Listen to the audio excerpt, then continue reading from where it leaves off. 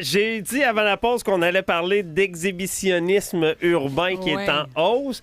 Et on a reçu un texto tellement drôle, faut que je te le lise avant qu'on introduise Mademoiselle V. Il est mort de rire. Il va avoir de la misère à lire le texto, oui, je pense. Ça se montre la quéquette en public car ils ont enfin compris avec tous les messages que les femmes ne voulaient pas recevoir ces photos en texto. Ah, ben peut-être que ça vient de là. Écoute, c'est la question qu'on va se poser. Il y a de plus en plus de cas, les gars, d'exhibitionnisme urbain. Et Valérie, Mademoiselle V, qui est conseillère en sexologie, s'est penchée un peu sur ce dossier-là. Tu sais, c'est quoi? Ça représente quoi? Quand est-ce que c'est pas légal? Pourquoi? Qui sont ces gens? Je veux dire, il y a tellement de questions à se poser. Ça fait longtemps qu'on n'y a pas jasé. Je suis contente de la retrouver, collaboratrice régulière de l'Open Mic. C'est son retour pour la saison 2026-27. Val, bon matin. Bon matin, Audrey. Donc, l'exhibitionnisme urbain qui est en hausse. On a entendu des histoires. Il y en a qui ont été médiatisées, judiciarisées, mais à quel point c'est vraiment en hausse? Ah, c'est fou. En fait, on devait faire cette chronique-là il y a 2 semaines, puis un petit pépin s'est présenté, fait qu'on a passé sur autre chose. On a annulé l'Open Mic, mais depuis ces 2 semaines-là, seulement à Québec, on a eu 4 arrestations. Oh boy, OK. 4 arrestations. Non, je peux pas vous donner les noms, là, mais grosso modo, là, sur le territoire de la Ville de Québec, dernièrement, les gens ont sorti leur pickle sur le boulevard. C'est-tu plus... Ben c'est ça, j'allais dire, pickle. C'est-tu plus féminin ou masculin? Y a-tu des cas féminins où généralement, c'est les hommes qui vont avoir comme cette tendance-là ou cette envie-là de se montrer publiquement? Hey, c'est rare, hein? C'est presque juste des hommes, honnêtement. Là, Pour vrai, je tombe en bas de ma chaise. Là. Ça me surprend pas pantoute, mais je me demande pourquoi. Moi non plus, ça me surprend pas. Je sais pas pourquoi les hommes veulent se sortir la graine de même. Je sais Parce pas. que moi, elle reste bien dans mes pantalons, puis elle est bien là. Ben, je pense que c'est correct. J'ai pas de la misère à la garder là non plus, Jeff. Non. On est tous satisfaits que vous la gardiez dans vos pantalons. C'est seulement la partenaire intime qui va avoir le droit de voir le 10 membres. Là. C'est parfait comme ça. Ben, l'exhibitionnisme, en fait, on le voit chez les femmes aussi. Vous êtes dans un festival, puis soudainement, il y a une fille qui flash. C'est l'exhibitionnisme. À Motley Crue, l'année passée, il y a eu de l'exhibitionnisme. Ça se pourrait-tu qu'il y ait moins de plaintes aussi quand c'est une fille qui le fait? Il y a tellement pas de plaintes déjà en partant pour l'exhibitionnisme urbain. On parle de 7 seulement qui déclareraient avoir reçu ce type de traitement ou d'imposition-là, si on veut. Donc, évidemment que probablement qu'on c'est des dénonciations surtout au niveau masculin et pas nécessairement dans un festival de Motley Crue. Mais tu me demandes, écoute, je te réponds, c'est majoritairement des hommes à 97 La recherche de pouvoir et de contrôle est vraiment très commun à ces hommes-là parce que ce qui est très intéressant à savoir avec l'exhibitionnisme, c'est que l'excitation vient avec la réaction de surprise, la peur ou même le malaise de la victime. C'est comment elle réagit qui te fait en sorte que tu es excité. Fait que plus elle est en détresse, plus c'est excitant pour toi. Il y a vraiment une très peu d'empathie. Oui, c'est pervers. Il n'y a pas d'empathie envers la victime. Elle est utilisée strictement pour le plaisir d'une personne de façon non consentante. Je doute pas en tout qu'il n'y a pas beaucoup de plaintes parce que quand tu y penses, en fait, j'essaie d'y penser puis là, j'imagine, personne n'a les mêmes limites dans la vie. Mais moi, demain matin, je me promène dans un parc puis je vois un gars qui sort sa quéquette. Probablement que je suis morte de rire puis je raconte ça au souper le soir puis je passe à autre chose. Ça devient une bonne histoire. Oh oui. Mais j'arrive à comprendre que pour certaines personnes qui ont peut-être vécu d'autres traumatismes, qui ont peut-être vécu autre chose ou des jeunes femmes. Ado, j'aurais peut-être pas ri, tu comprends? T'aurais eu peur en montadine. J'aurais pas été bien pantoute. Fait que j'arrive à comprendre qu'il y a peut-être beaucoup de plaintes qui sont pas faites parce que ça devient anecdotique puis on le prend pas au niveau criminel. Absolument. Puis pourtant, il faudrait, parce que je veux dire, c'est différent peut-être pour justement, vous l'avez dit, un T-shirt d'une fille dans un festival, mais un monsieur qui justement montre son paquet devant une garderie. Là. Fait qu'il y a une différence, mais la loi doit s'appliquer pour les deux dans un sens si on veut. Tu sais. Je termine sur c'est qui ces exhibitionnistes-là parce que c'est vraiment important de cibler ces personnes-là. En fait, il y a 2 autres choses très importantes. Les faibles habiletés relationnelles.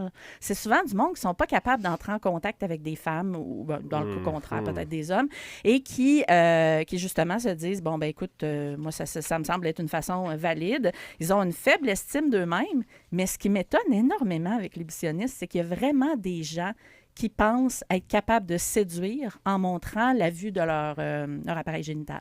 Donc, pour eux, il y en a une partie que c'est vraiment « Hey, check bien ça, elle va capoter raide. » Elle va la trouver belle, Elle puis va elle va la trouver décider qu'on belle. se fait un souper. Exactement. Ça, c'est weirdo. Tu sais, je vais être sur le bord de la rivière Saint-Charles, puis il y a plein de joggeuses qui passent, puis je vais me montrer le membre, puis je vais penser qu'il y a une joggeuse qui va Elle me va dire... s'arrêter, puis elle va prendre Hey, ton numéro. sais-tu quoi? Je t'invite à souper chez nous. J'ai tellement changé d'idée depuis la vue de cet appareil Mais ça, exceptionnel. il y a des gens c'est des gens qui n'ont pas une grande confiance, mais Non. dans ma tête, il faut que tu aies... Bon, faut que tu aies des gosses. Ben, faut que t'aies- Montrer en public. J'adore Non, mais ça. tu sais, il faut que tu sois game, là. Moi, Puis le pire, c'est que je vais faire une confession. Je lisais, tu sais, ce que tu m'avais envoyé pour ce matin, Val, Ouais. puis je me rends compte que j'ai... Puis je me sens mal. Je me rends compte que j'ai déjà été illégale. Comment ça? Oui, ben ton Ben, affaire de dans parking. dans le parking des Ah, galeries. ben oui, c'est vrai. Moi, j'ai raconté ça ici, puis j'ai niaisé avec ça, puis Oui. là, qu'on se comprenne, là, Bon, je vais juste faisons mettre entrer- les i, points. Faisons là. entrer le détective. Mais non, mais Poirot. c'est ça, je On veux va juste comme- t'arrêter. je lève les mains. Non, mais tu sais, il était très tard le soir, j'étais seule et vraiment pas entourée. Là, puis Non, il y a non, un non, non. contexte à tout Mais ça. quand même. Mais quand même, je réalise que même quand t'es pas vu, c'est un acte criminel. Je Oui. le savais pas. Tu as raison. Ouais. C'est la même chose, mettons, tu as des relations sexuelles dans une voiture. Ben, à ce moment-là, j'imagine que oui, Val. On n'est Ouais. pas avocat personne, mais je veux dire, je pense que ça, on l'a tout déjà fait. Là. Du Ben moins, oui, jeune, c'est ça. C'est pour une ça. expérience que tu fais. Là. On C'est- est tous oui. criminels, je pense. Ben oui, puis tu mets les dés Exactement. en avant parce que ça veut dire que ton char a été baptisé. Là, Ben, c'est puis- ça. Fait qu'au final, ça porte à l'interprétation, tu sais, parce que dans le fond, c'est un peu comme une imposition, c'est un non-consentement. Si tu te mets nu devant quelqu'un d'autre, l'autre peut pas te dire son dernier mot. C'est un peu la même chose si tu te masturbes dans une voiture. Oui, si la voiture est stationnée dans un endroit public et que vous êtes visible de l'extérieur, le risque est vraiment réel. Le fait d'être dans une voiture, ça transforme pas nécessairement l'endroit en espace privé au sens du code criminel. Fait que c'est pas privé, parce qu'on peut te voir de toutes les fenêtres. Tu sais. Faire l'amour dans un parc, c'en est un autre exemple d'exhibitionnisme. Si vous avez une relation visible dans un endroit public, même si personne peut vous voir parce que vous avez une nappe de cuisine, genre, ou une espèce de, tu sais, les espèces de gros... comment on appelle ça? Snuggy? Snuggy. Oui. Snuggy double. Ben, il y a quelqu'un qui a inventé ça, des snuggy doubles pour faire l'amour en Arrête. dessous. Ça se vend sur Internet. Très Mon mauvaise Dieu. idée. Parce que, justement, ça serait quand même reconnu comme une accusation d'action indécente. C'est pas parce que vous êtes presque couvert que c'est automatiquement légal. C'est l'ensemble du comportement et des circonstances qui comptent. Fait que tu sais. les gens qui... Parce que moi, j'ai eu une période dans ma vie, si je suis vraiment transparente et honnête, là, plus jeune, où le thrill de possiblement te faire pogner, c'est quelque chose que Ouais. j'aimais beaucoup Ben, avec c'est un certain clair. partenaire. Fait que, tu sais, on a comme fait des niaiseries. Puis, Ben je veux oui. dire, on s'est jamais fait pogner, on s'est jamais fait voir, mais Non. je réalise qu'on aurait pu, puis ça aurait pu mal finir. Sais-tu quoi? J'ai quelque chose à te dire. Vas-y. Ce thrill-là va revenir plus tard dans ta vie. Pour Ouais, vrai? fort Ben probablement, oui. ouais. Mais j'en doute pas. Puis- Sais-tu pourquoi?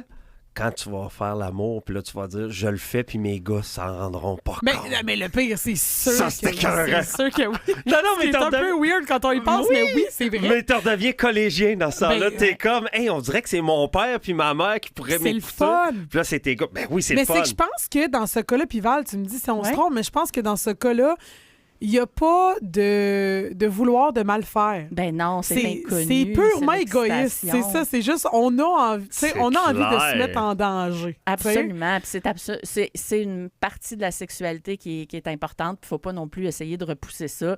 Vous êtes chez vous, vous êtes privé, faites ce que vous voulez. Là, je veux dire, c'est juste, allez pas vous mettre tout nu dans un parc pour avoir des ébats. Mais c'est S'il vous ça, plaît, c'est tu sais. ça. Pas traumatiser personne non plus. C'est là. ça. Je pense qu'il y a une certaine...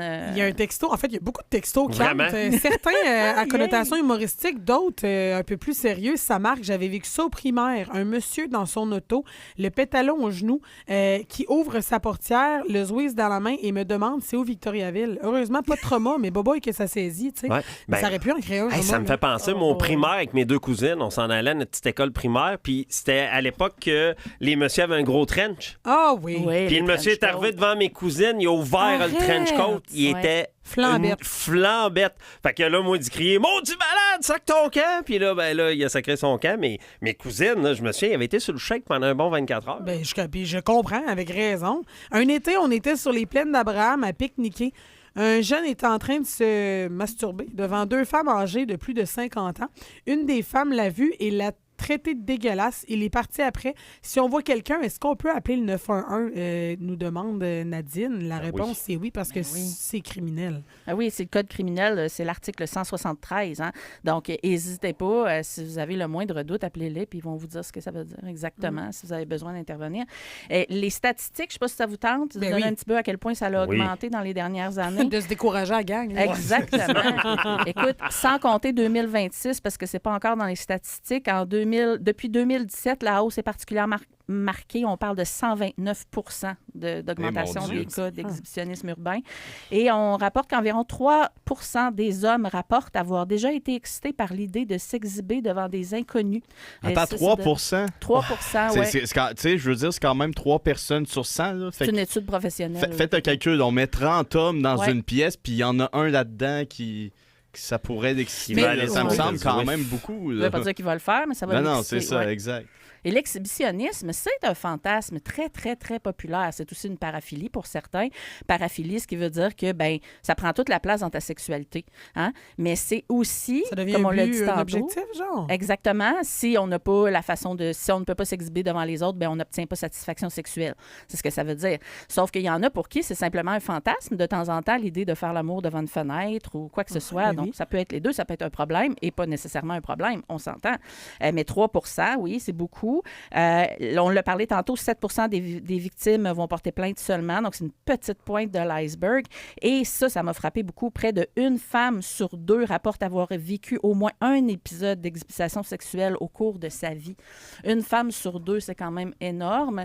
Et pour certaines, c'est des multiples, malheureusement. C'est passé à plusieurs reprises. Oui, il faut penser que les gens qui souffrent ou qui pratiquent l'exhibitionnisme, si on veut, ils ont une récidive très élevée. Hein. Et s'ils ne sont pas traités pour ça, en général, ils vont recommencer. Comment tu peux traiter ça dans la mesure où si tu as un besoin de t'exposer... Oui. C'est difficile. Tu peux pas le combler autrement qu'en t'exposant. Fait que là, comment tu traites ça? On a une manière en sexologie de justement faire en sorte qu'on va réapproprier les désirs sexuels. On va apprendre à la personne qu'est-ce qui est correct et qu'est-ce qui ne l'est pas, puis on va le diriger vers d'autres fantasmes plus sains. On va travailler un petit peu dans sa tête, on va aider avec l'entourage à faire en sorte que justement cette pratique-là va disparaître. Et si vous en êtes atteint ou si ça devient une problématique, consultez une sexologue ou un conseiller en sexologie. C'est la meilleure chose que je peux vous donner Et puis, tu sais, on parlait de récidive. Là. Le cas le plus lourd concerne un certain monsieur Jocelyn Gill, 68 ans, de Sorel-Tracy, qui a été arrêté le 24 juin dernier pour des actions d'indécence et d'exhibitionnisme, une agression qui aurait fait plusieurs victimes et qui est récidive depuis plusieurs années. On parle d'à peu près d'une 40aine de victimes identifiées. Donc, c'est quelqu'un qui, sans le savoir, va avoir causé probablement des micro-traumatismes à des jeunes femmes qui, quand vont ouvrir le temps de voir un homme nu devant elle, pourrait avoir des visions, des traumatismes, un PTSD à la limite, un syndrome post-traumatique. Oui, non, il y en a que ça choque, là, ça, c'est sûr. Oui, absolument. Il ne faut pas minimiser ça parce que c'est juste une vision. C'est une vision qui reste marquée à vie dans sa tête et qui imprime comme une image d'horreur pour certaines. Ça m'est arrivé juste une fois, je sais pas, les gars, si vous avez déjà vécu ça, là, quoi qu'on semble comprendre que normalement, les gars se montrent plus que les femmes quand on parle d'exhibitionnisme. Mais je travaillais dans un bar quand j'étais jeune. Passé 18 ans, évidemment. Puis, je me souviens qu'il y a un moment, c'était à Jonquière, au Berlioz, Mathias, tu vas peut-être reconnaître l'endroit. Oui. J'ai tout fait dans ce bar-là. J'ai été barmaid, j'ai été au vestiaire, j'ai été éclairagiste parce qu'il n'était pas doté d'un système d'éclairage automatique. Et donc, le strobe, c'est toi qui le fais avec une switch. Là, incroyable. Pour donner une idée aux auditeurs, c'est le site de bar où ça m'étonne pas qu'il y ait des histoires louches que t'as vécues. C'est passé beaucoup de choses là-bas. Puis à un moment donné, moi, tu vois, par exemple, c'était pas de l'exhibition d'un homme seulement, c'était une relation sexuelle complète. À ma gauche, dans le fond, moi, j'étais éclairagiste et la banquette qu'il y avait vraiment quand je débarquais du DJ Boot, mettons, là, c'était sous un méchant temps. Elle avait une robe, elle s'est assise dessus, puis ça y allait. Là, tu comprends, là? C'était quasiment sa jambe droite. Mais là, mais tu sais, il a fallu appeler la sécurité, évidemment, à ce moment-là. Mais encore une fois, je me compte chanceuse parce que moi, ça devient... Puis Je pense que ça doit dépendre aussi de ce que tu crois. Là, c'était 2 jeunes belles personnes. Ça devient anecdotique, puis t'es comme, comment? Là, la passion a juste pris le dessus. C'est pas l'homme de 70 ans un peu creep derrière un buisson. Là. Peut-être aussi que ça devient plus traumatisant. Absolument. Tu parlais d'une hausse, Val, de 129 % des cas d'exhibitionnisme urbain depuis 2017. On explique ça comment? C'est-tu, vite de même, sans études, il y a une partie de moi qui me dit, la pandémie, elle doit vraiment large, mais la pandémie a amené une solitude. C'est-tu parce qu'on a perdu des skills sociaux? Pourquoi tout d'un coup, tout le monde a besoin de se montrer à Zwiz? Bien, honnêtement, c'est pas nécessairement que tout le monde en a besoin présentement, c'est juste que probablement qu'on le déclare plus. On est plus au courant de c'est quoi une attaque envers notre sexualité. Ouais. On sait un petit peu que c'est au détriment, fait qu'on va déclarer plus. Est-ce qu'il y en a plus vraiment? On peut pas vraiment le dire. Chose certaine, les réseaux sociaux nous isolent d'une certaine façon. Les chats nous isolent. On ne se parle plus. Donc, automatiquement, il y a une certaine catégorie de personnes qui se ferment complètement contre la société et qui deviennent fâchées, même envers les femmes, je dirais. Il y a un certain type d'hommes qui se disent, bon, ben, regarde, moi, j'ai besoin. Personne n'est là pour assouvir mon besoin, donc je vais l'imposer aux autres. Et c'est quelque chose que je rencontre beaucoup dans ma pratique. Il y a énormément de jeunes hommes de début trentaine, mi-vingtaine, qui arrivent avec une mentalité de je me dois d'être assouvi et sinon je vais l'imposer aux autres et ça c'est une c'est vraiment de l'imposer qui amène justement leur pulsion sexuelle. Dans certains cas, oui. Plus que s'ils regardaient de la pornographie. Exactement, ou ils vont regarder de la pornographie qui n'est pas nécessairement d'ordre consentante. Mais parlons-en de porno parce qu'il y a un texto qui est entré puis sur le coup je l'ai pas pris au sérieux, mais je le trouve pas cave. Oui. La porno, c'est pas une bonne solution pour les exhibitionnistes? Dans un sens, mais ça peut aussi renforcer leur désir. Parce que je parle pas de consommer, je parle de créer. Créer de la pornographie. Ben non, mais tu sais, t'as besoin de te montrer, mettons, là, il y a plein de sections amateurs, là. Filme-toi, mets ça sur Internet. Mais là, tu verras pas le malaise. Faut penser que ces gens-là, ce qu'ils aiment, c'est provoquer le malaise. C'est même le thrill d'être arrêté. Fait que s'il n'y a pas ce thrill-là qui vient avec, chez certaines personnes, ça va tomber. Pour d'autres, ça pourrait être une avenue. Et c'est une sorte d'avenue qu'on pourrait avoir en consultation si c'est un profil. Fait que dans le fond, on revient au thrill de se faire pogner, tu sais, de tantôt. Mais de façon plus de nous autres, les jeunes coqs qui veulent faire l'amour à côté de la chambre de nos parents. La dernière question que j'ai pour toi, Val, c'est à partir de quand tu peux réellement te faire arrêter? Parce que là, c'est évident quand tu es en train de te masturber dans un parc. Là, mais quand je te disais que j'avais lu un peu ce que tu m'avais envoyé puis que j'avais réalisé être une criminelle sans même le savoir, je pense que ça vaut la peine peut-être de rappeler les bases de ce qui est pas légal. C'est vrai. En fait, le terme exhibitionniste dans le code criminel est beaucoup plus précis qu'on le pense. L'article 173 vise spécifiquement l'exhibition des organes génitaux à des fins sexuelles. Donc, mais ça englobe tellement de choses. Je pense que là, automatiquement, il faut sortir son bon jugement dans un sens. Là. S'il y a des gens qui peuvent visiblement me voir et que ça choquerait, je pense qu'à ce moment-là, il faut se poser la question puis le faire en privé. Oui. Il y aurait une liste incroyable qu'on pourrait sortir. Mais à partir du moment où vous déclenchez le malaise avec un geste sexuel chez quelqu'un d'autre, retenez-vous. Je pense que c'est la meilleure chose à avoir ou du moins fermez toutes vos fenêtres puis vos rideaux bien opaques. Tu as déjà parlé de tout ce qui était véhicule, le fait que faire l'amour, se masturber, tout ce que tu fais dans un véhicule. Celui qui m'a surpris, c'est le s'embrasser ou se toucher de façon très sexuelle dans un lieu public. Effectivement. Là, je pense à tous ces jeunes dans les bars, un peu trop sourds, à 3 heures du matin, qui sont embarqués par-dessus l'autre. Je pense aux fakes dans une foule où il y en a deux à un moment donné qui deviennent vraiment amoureux. On a un texto là-dessus qui est rentré tantôt, quelqu'un qui parlait que dans un festival, je pense. C'est le Rockfest, l'ancien Rockfest à Montebello. Il disait à côté du mosh pit, il y en avait deux qui baisaient. Puis la consommation augmente l'effet d'inhibition de manière très importante. Fait que si tu consommes quelque chose, peut-être pas de la barbe à papa, mais tu deviens...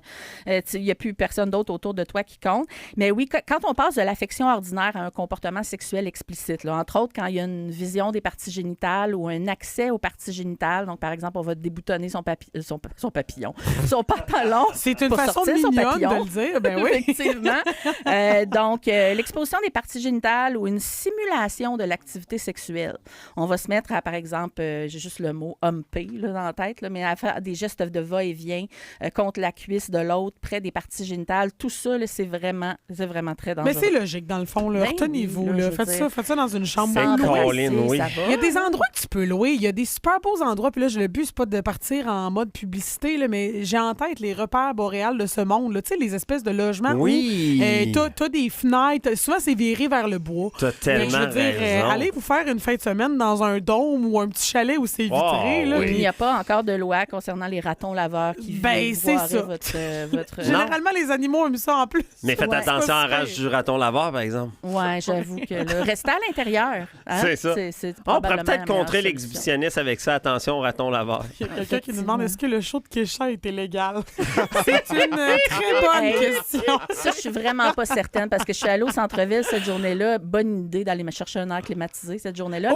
Mais sur Marketplace, puis que je me suis rendue au centre-ville, puis justement, je voyais, puis je comprenais pas ce qui se passait parce que tout le monde n'avait plus de vêtements. Oui, ben, il y avait beaucoup, effectivement, de gens peu vêtus. Kesha elle-même, par moment, sur scène avec ses collègues. C'était XXX comme spectacle.